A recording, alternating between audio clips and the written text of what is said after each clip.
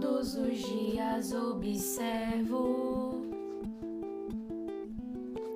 os elementos da tabela, mas com a professora de química aprendemos números atômicos.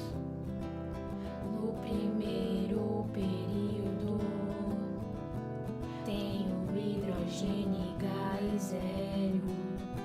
No segundo tem o lítio, o berílio e o boro.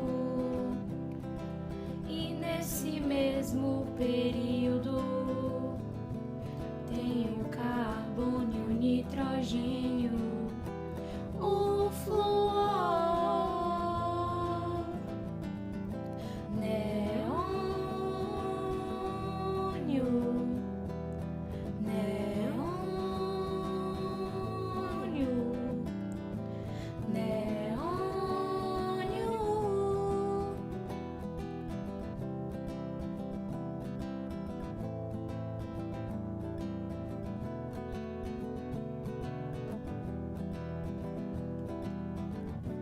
Veja o sódio do terceiro período,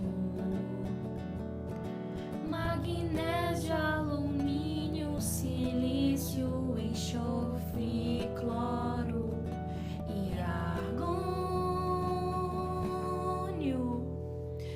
Então agora me conta o quarto período da tabela: potássio e cálcio, escândio. Temos o ferro e cobre, temos o cobalto e bromo, temos o níquel e o zinco. Não temos medo do quinto, mas temos elementos radioativos como urânio. E o que foi descoberto na tabela apareceu, e o que Rutherford prometeu, Bohr engrandeceu.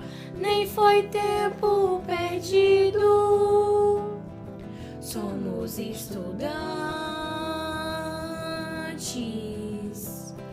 estudantes, estudantes.